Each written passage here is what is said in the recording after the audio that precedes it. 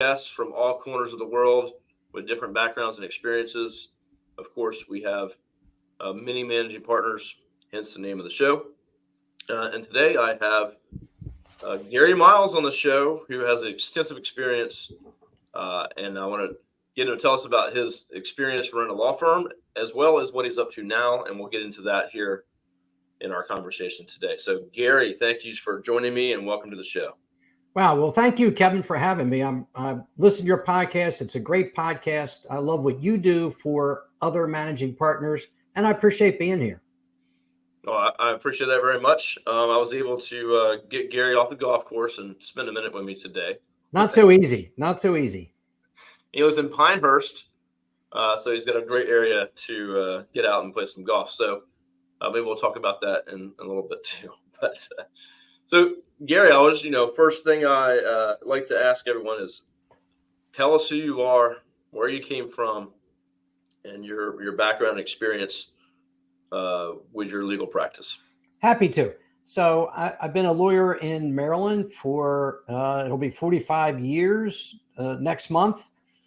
I did mostly litigation, a lot of insurance defense work in the transportation industry, representing trucking companies and special insurers for the transportation industry. Last 15 or so years, I branched out and did more family law, custody and divorce cases. Name of the firm was Huseman, Jones and Miles. I was there from 1982 and I'm still of counsel to the firm.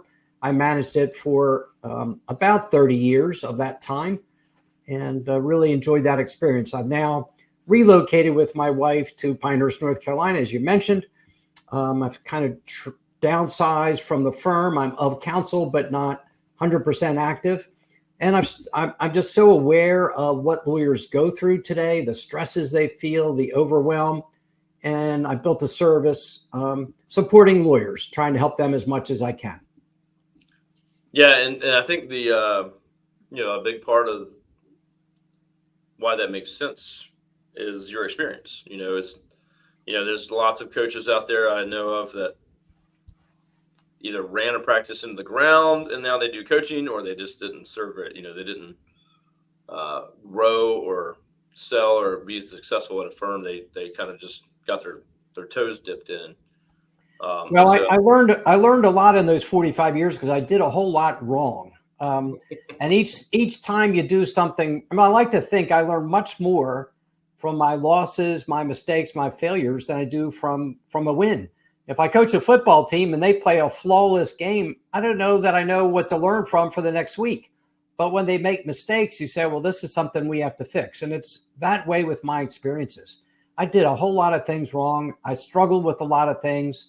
And each of those experiences have equipped me to help the lawyer who's struggling with different parts of their professional life. I love that. So talking about the firm that you managed for 30 years, just kind of want to get in a couple of questions about that. And then Sure. we'll kind of dive into, what you do now and how you help other attorneys. What were some of the things that you did? I'm in marketing and that's what I live in every day. But what were some of the things that really helped your firm grow and thrive? And what are some of the things that you did from a marketing or branding, or what are some of the things that you saw that worked or did not work? Right. Well, of course, I managed the firm before there was any such thing as digital marketing or websites. Back in the day, it was all based on referrals and personal connections. And that's still a very valid role. But obviously, marketing has changed a lot during the 30 years that I ran the firm. And in approximately 2004, 2005, 2006, I had to transition into a new area. And what I did in transportation, the website didn't help me at all because it really was a volume of cases from a few number of insurers and trucking companies. You met them at conferences and would wine and dine them there. And that was very valid for that role. But when I wanted to do family law, I needed to establish myself as a family lawyer they could know, like, and trust. So I started using a specialized law firm marketing company. And the primary vehicle was through our website, SEO, and content on the website. And it isn't an instant fix. It's not like putting a billboard up, but over time it builds and grows. And now we have, one of the highest rankings in our area for family law. And I manage all of our incoming calls, and we get so many calls a day and a week just through our website and through the contact information on our website. And I think, particularly in certain fields, that's a really important, whether it's personal injury or family law, all the kind of consumer arenas. I think that's the best way to grow your practice. Well, you're preaching to the choir for sure. And yeah, that's what we help firms with all the time. And it's a longer play. If you haven't started in it, if you haven't done it before, it's not overnight. It's an investment. And I think the biggest thing is most attorneys that I speak with, they're not sure. They're afraid of what if it doesn't work, and it takes time, and you can't have results tomorrow. And I think that's where a lot of folks get stuck in the Google ads and advertising for that quick fix. But the problem I see is there's no plan or strategy to also be working on the longer term, things like SEO, which will have a better benefit and higher quality leads for sure. Yeah, we did the Google ads several times, Kevin, and they it wasn't in our field terribly expensive, and it probably didn't. We probably didn't lose money on it, but it was really kind of a waste of time. There would be so many calls we would get that would be folks wanting free advice, folks that really weren't in the market we were looking for. They weren't the ideal client we were looking for. And if I had 50 calls, we might pick up one or two clients, but they'd end up not being good clients. And it's really not what I recommend. Whereas the folks who contact us through our website, and it's funny, sometimes it's off the content we posted. You had a blog on such and such a topic, grandparents' visitation rights. That I'm a grandparent. Can you help me? And that's a person who has looked expressly for us and our firm. They saw our website and they liked it, or they saw some content that we put forth and liked it, and they reached out to us because of who we are. Google ads, it's just the first person sees, they just click it. They don't know who we are. If we don't answer the call, they click on the next one. There's no real connection there. Yeah, I mean, your higher intent, your more qualified clientele is going to do some research, take their time, at least to look into your firm and see the attorneys or read some material, and figure out and make an educated decision if that's someone they want to reach out to. Right. And I know you mentioned the cost, and at the time I started doing it, our firm was struggling because we lost our major insurance client, and I was looking to grow. And so it was a challenge to meet the monthly expense in the beginning, but I trusted on the return on the investment. And if I think of how much money, how much fees in a given year we generate primarily off family law and primarily off our website, it's multiple times what we pay to the company to help us market ourselves. I haven't really calculated 6, 8, 10 times more. And so the return on investment is really, really worth it for those who choose to invest in a company such as yourselves, which can help them grow their law practice. That's the name of the game. If we can't do that, there's no need to work together. So that's what we're here for. But so I appreciate that, and my perspective exactly, and that's what we put most of our energy into is the long term, the content, and stuff like that. But I want to kind of, I want to get into everyone tuning in to get to know you and really for what you're doing now, and how you've transitioned into helping attorneys. And so I want to make sure we can talk about that. If you're tuning in, watching right now, if you're listening, it's GaryMiles.net. So GaryMiles.net. You can check Gary out and you can see what he's all about and connect with him there. And I'll share that again here in a bit as well. So Gary, tell me a little bit more about how you've taken your experience with running the firm, of all aspects of that, and what you're doing now. So when I moved to North Carolina, I had some time on my hands, and I really reflected on what I wanted to do. And, I spent 45 years in, I guess you'd say, conflict with lawyers. Kevin, you're on one side of the case and I'm on the other, and we're arguing back and forth. And usually that's a very productive and positive and professional relationship. But still, it was always me against you, us against them. And I realized that there's just so many stresses that lawyers face, and I wanted to help them. So I started a podcast, like you have a nice podcast. I started a podcast called The Free Lawyer, all about helping lawyers free themselves from all the burdens and overwhelm that they feel. And I've now started coaching and mentoring lawyers individually. I was a managing partner.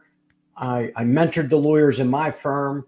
And I know there's so many lawyers today who feel like they don't have someone to talk to. And managing partners in a lot of firms are very busy. They might be the rainmaker. They have a busy trial schedule.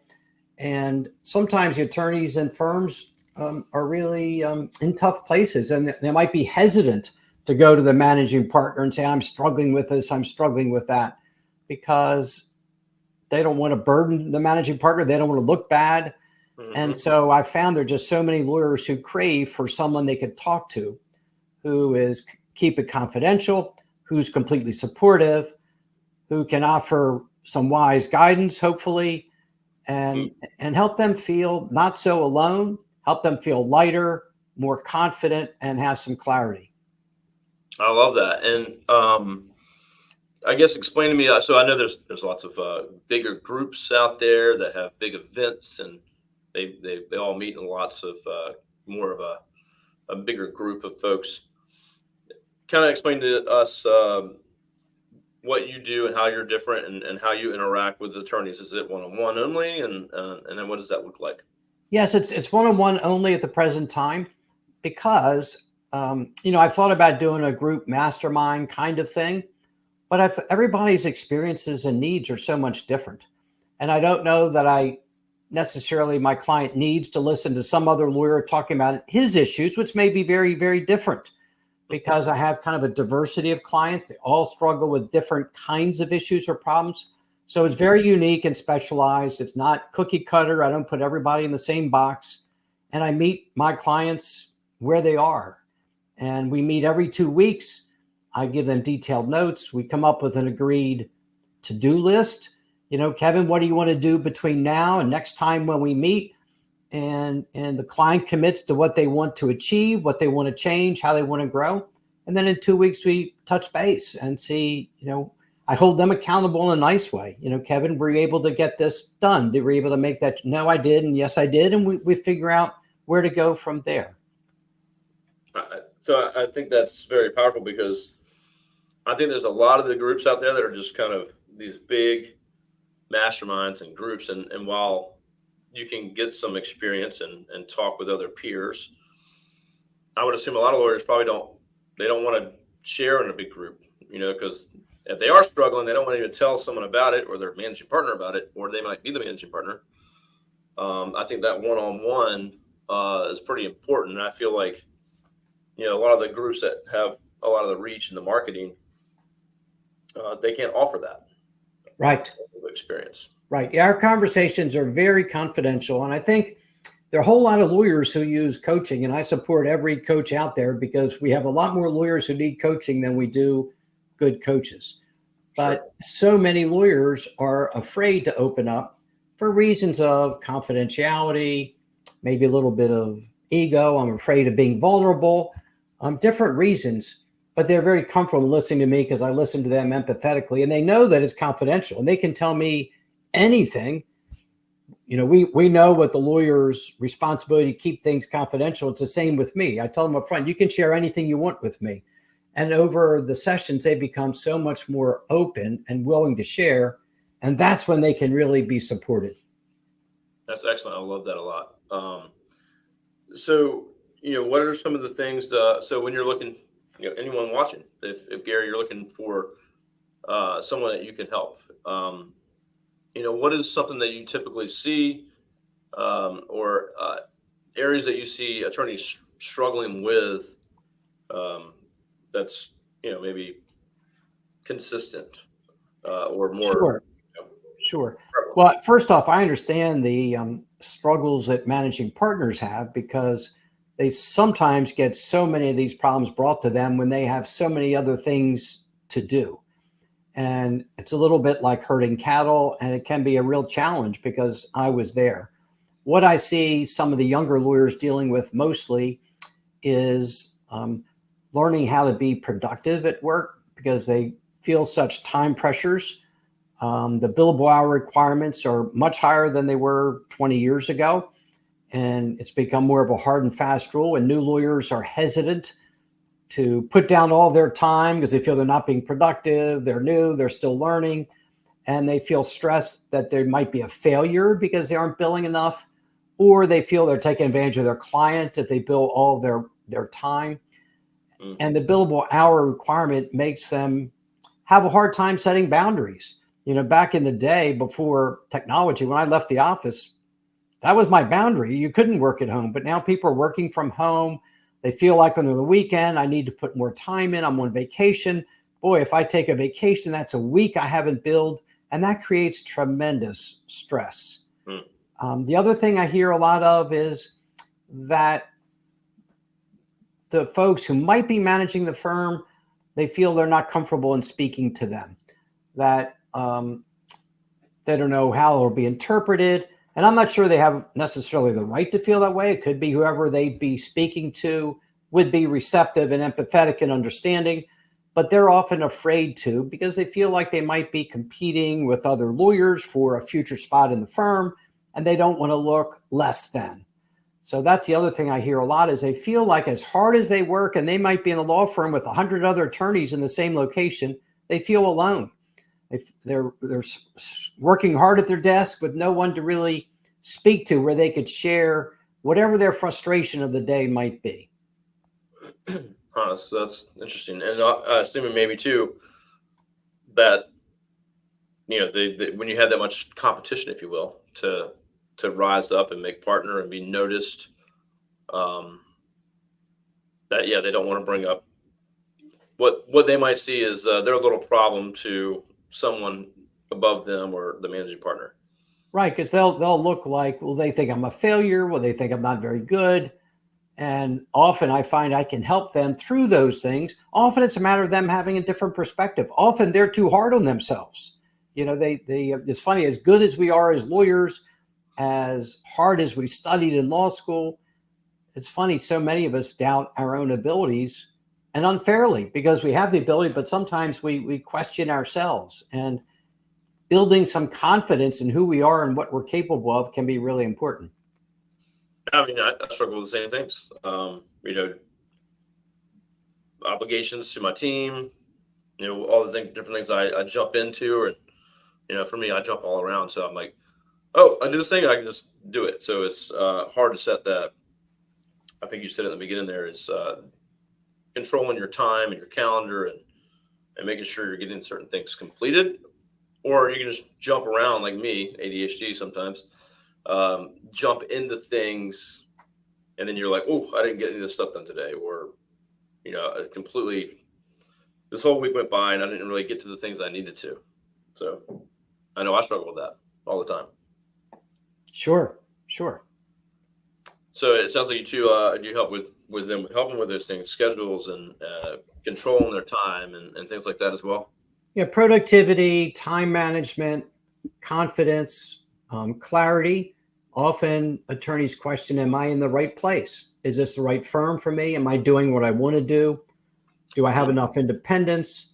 Am I making the right amount of money? And so often they get out of law school, they're concerned about the law school debt, and they take the highest paying job they can get or is offered to them, but haven't really analyzed, what are my values? What are my priorities? Where do I want to be? What do I want to do? So I help them bring some clarity. And how can I help you get to where you want to be in this firm? What do we need to do to get to where you want to be in this firm? And if it's not this firm, where do you want to be and what do you want to be doing? And how can I serve you? Yeah, I like that. And I think a lot of folks make those decisions. And one of the things that I know we do here with our staff is we really want to know where are you trying to go. Like, it's our hiring process is pretty extensive, Good. and it's what are your goals, but yeah, your personal, professional, financial goals, and we want to make sure that maybe you cover that similar thing with them, but we want to make sure that can we help you achieve those things, and we might not be the right fit. I don't know, but let's look at what you're trying to do. Is there a path here for you? And if so, then we got a good situation. So, but I think understanding that too, and talking to your staff and employees or these managing partners should be, if not them, their managers should be going to each one of them weekly and one-on-ones and sit down and say, hey, you said you wanted to accomplish this. Where are we at? Are we working towards that? Is there something Well, we need to do? Right. well, I think that's great that you do that. I think one of the biggest problems that the legal profession faces today, and law firms do, is attracting and retaining the best talent. There's a real competition to get the best lawyers in the firm and then to retain them. And that's one of the changes I've seen during my years. In the beginning, you went to a firm, you planned on staying there, but now lawyers move from firm to firm quite a bit. And the firm invests a lot of money in both attracting them and then training them and getting them up to speed. And so, how can we retain those lawyers? And a lot of it comes to creating an environment where the employee, the attorney feels valued and appreciated and heard. And that's one thing we as managing partners can do, create that nurturing environment that's not super competitive, that's not harsh, but where each attorney can really grow and become their the best self. Well, I think, it comes to that word that's a popular word to throw out there, but it's culture, Right. and how important that is. And my culture today, I'll just use myself as an example. My culture today versus 3 years ago is pretty wildly different. And it took 3 years of talking and planning and hiring the right folks to change it. But if you have the right culture, you attract the best, and pay is not the reason. And hopefully you can pay them more too, but I know with the right culture, you attract the best. And when they meet your employees and go through the process of interviews and stuff like that, they're like blown away, and then they know they're in the right spot. And so when you make that offer, they're like, I'm in, and you got an employee for a long time, hopefully. Right. So true. Yeah. Or you can go to your team and say, hey, we're trying to hire this position. We're about to launch it out. But you tell your team first, and I got someone, I've been talking about us for a year now. And, we got a bench of folks. Well, your firm functions like a team. We're all working together. You've communicated your mission to your team, and everybody is part of the same group pulling in the same direction. And when law firms have that culture where the associates feel like they're part of a team, instead of competing with the lawyer next door, it's a much healthier, much more productive, much more profitable way to run a business. Yeah, and the other thing it does is it weeds out those that aren't a fit very quickly. Actually, if they even get through the door, someone's doing something they're not supposed to be doing, or they're not pulling their weight, like it's a very apparent very quickly. And even the most junior people on our team will call them out and say, hey, something's not right here. I don't feel comfortable. Or and so it's, and you can lose a lot of money on having employees, doing bad, not doing the right things, or not working like they're supposed to, or not contributing, or being negative, and you're not aware of it, and they're starting to affect others, and then you lose a bunch of people all at once. So I've had friends that own companies that have had what they call a terrorist in their team. Mm-hmm. And then people leave because they didn't get rid of those people. So yeah, culture solves a lot of issues. That's for sure. I Yes, think it the does. most challenging thing is, like, if you say, oh yeah, you gotta have a good culture, telling a managing partner, like, okay, well, how do I control that and implement that? And you're going to have a culture no matter what. It's just, is it the culture you want? And how do you impact that? I think that's the harder the harder thing to accomplish. Right. I agree. I agree. And I don't know if I have an answer for that, but I know that we're lucky, but we've if you hire great people and give them the ability to grow and have a plan in place for them and take care of them and be kind and reasonable, I think it just kind of grows from that.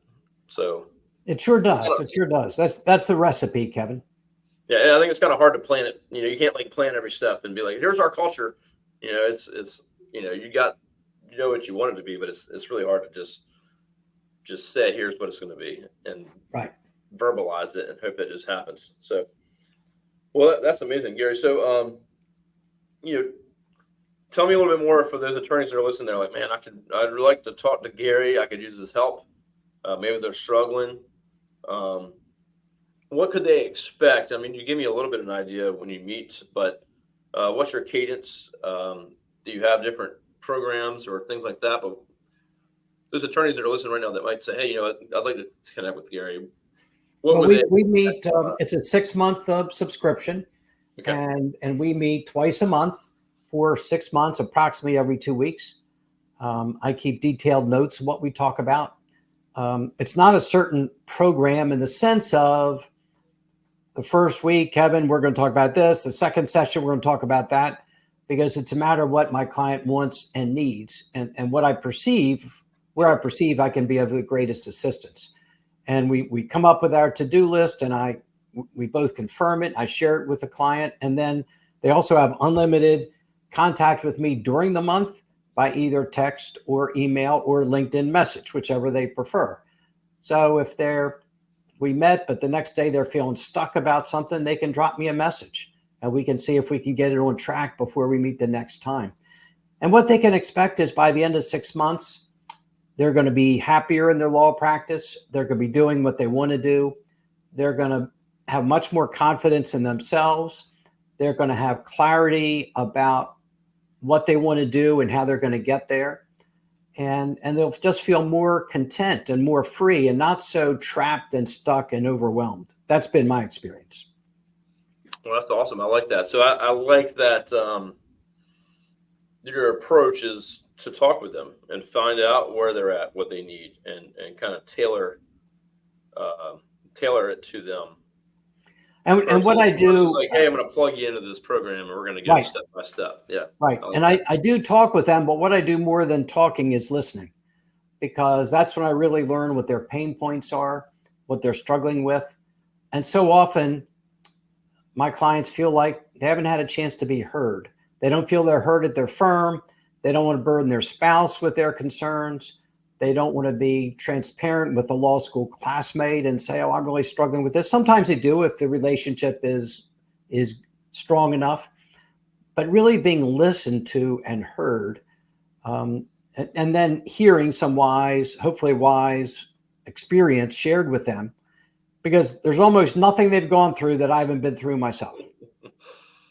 I'm sure you bring a lot of experience to the table. So, so I like that model. I think that, I think people can be comfortable with that and find a lot of value in that for sure. So, so I think it's different. And again, I know a lot of coaches, even in the legal space, and then masterminds and groups, and there's a lot of stuff out there. But I think that one-on-one and that sit down like that is pretty powerful. So it works, Kevin. It really works. Well, Gary, I appreciate that. Anything else you feel like you want to share before I'll wrap up the final question from you, and I'll share more how they can connect with you again as well. Sure. Folks often ask me, what are the 1 or 2 things they could do to help find more satisfaction in their life? And the 2 things I would say is this. The first is what I call acceptance. So often we resist those things we don't like. We don't like how the managing partner speaks to us or treats us. We don't like that our client is so demanding and wants everything right away.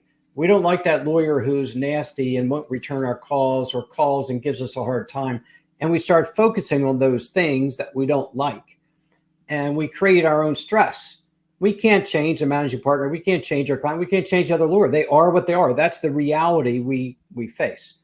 And so I call that acceptance. Just accept those things and change our thoughts, change what we think about, focus on the work, focus on how we can be of service. So acceptance can be really powerful, I think.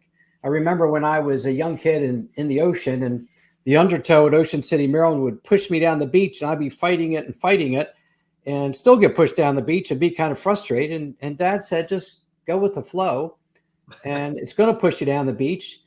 Get out of the ocean and walk back up to where you started. And that made so much sense. And it's a good analogy for what we do. Stop resisting those things we really can't overcome, and just think how we want to respond to those situations. Maybe we don't want to represent that client. Maybe we have to deal with that lawyer in a different way. And the other is to practice gratitude. When we think about what we don't have and what we want more money, we want more independence, we want a smaller firm, whatever it might be, and we're focusing on this is what I want, I don't have it, we just create negativity. And I find when we practice gratitude, what we're grateful for, and I have my clients first meeting, I have them do this for the first month. Every morning, I tell them for 30 days to write down 3 things they're grateful for in their life, not just at work, it could be personal. And every day it has to be 3 different things. You can write down your spouse is nice, you have a good kid, you have a nice dog. You can't do that every day. At the end of 3 weeks, you've already written down 60 things, and you have to look for more things you can be grateful for. And when you're searching for something to be grateful for in your life, your whole attitude towards life changes. And the other thing is, I ask them before they go to bed to spend a few minutes and reflect on the day and what things happened that day that were good, that you liked, that were positive. Because we go to bed thinking about the things we don't like, the things that stress us, the things that went wrong, we don't sleep well. But we go to bed thinking, wow, these 6 or 8 things, they worked out pretty well. And I'm happy about that. So those are 2 things I think can really help anybody, practicing some acceptance and gratitude. I love it. I agree with you. I think that's something that, well, I definitely need to do more of myself. So I appreciate that tip. And I think that's something we should continue to remind ourselves of. I'm thinking to myself, I'm like, I'm going to post this to my team, because we have a message system for the whole team. We got like 30 some people. Like, I'm about to post that to them after this call. I'll be like, hey, what are you grateful for? Like, what, because we're always dealing with issues, and some employees have struggles, and, it's good to have even a gratitude practice at a firm. You get together meeting and everybody says one thing that day they're grateful for. And that can sometimes change the tone of a meeting, Yeah. And, we have plenty of those clients that we have to pick something for, or that have an issue or something we have to deal with. Right. So there's plenty of that. And most meetings start that way, and that's what they're focused on. So I like that idea a lot. What's the wins of the day? What can we celebrate the wins, or are we clouded by just the bad things that happened? So, well, celebrating our wins is a really important thing, because sometimes we are too hard on ourselves. And, managing partners can celebrate the wins of their associates, and the associates should celebrate their own wins, because that really helps us to be more confident, more optimistic, more positive, and creates that sort of attitude of success that we all want. I love it. Well, great tips from Gary Miles, everyone. Hopefully you learn a lot from him, and please connect with Gary. So you can go to GaryMiles.net to see his website. This is for his coaching business. So check him out there. And that's GaryMiles.net. And then also, Gary, you mentioned the Free Lawyer podcast. Yes. I started about 2 years ago, and I record up to about episode 160 now. Mondays, I release a solo episode where I chat about things like some of the topics we talked about today. And on Thursday, I have a guest episode with someone like yourself, and you're going to be a guest who can share some really helpful information about how to practice law better and folks have really enjoyed the podcast. It's all about how to help and support lawyers and make their life a little bit better. Well, I love that. Very in line with what this podcast is about. We're here to bring information, and hopefully folks listening can say, oh, I can use that, or that helps me. Even just the tips that Gary just gave, something to help you do better, whether it's professionally or personally or financially. So, Gary, I appreciate what you're doing out there, and I appreciate you coming on today to share what you're doing, and hopefully folks will reach out to you and connect with you and at least feel that they can at least reach out and ask questions. They don't have to be a client of yours. They might just have some questions. I'm sure Gary would love for you Absolutely. Absolutely happy to chat with anyone just for 30 minutes and see if I can be of any support to them. And Kevin, I want to thank you not only for letting me be on this podcast, but for what you do to help law firms be successful and grow their business. I appreciate that. I love business. And when I got into this, I was like, hey, lawyers and my clients and lawyers, they run a business just like I do. I'm not a lawyer, not that smart. I didn't go to school and have all the debts, but I saw very similarities of we have staff, we have processes and systems, we have cash flow, we have all these issues that are very similar. So for me, I just kind of fell right into it. And, I just love having these conversations, and I love seeing my clients grow. It doesn't have to be even by us, but just that they're making changes in their life and their firm and their employees and all the people that they touch. So I appreciate that. So everyone, thank you so much for tuning in. Please connect with Gary. We're going to have this posted everywhere. If you can't get a hold of Gary for some reason, message me. I'm very available, and I will connect the two of you together. And that's it, Gary. Thank you, Kevin. Thank you very, very much. I appreciate being here. Yes, sir. Stick on with me. We'll chat backstage. And everyone else, have a blessed day. Be grateful. Focus on the positive. I say that all the time. I'm a very positive person on things. And I think that helps me. And I always tell other folks, positive. Think about positive things. Don't think about the negative outcomes on everything. And there's a lot of folks that do that. So just be positive. Get out there and do great work. We'll see you soon.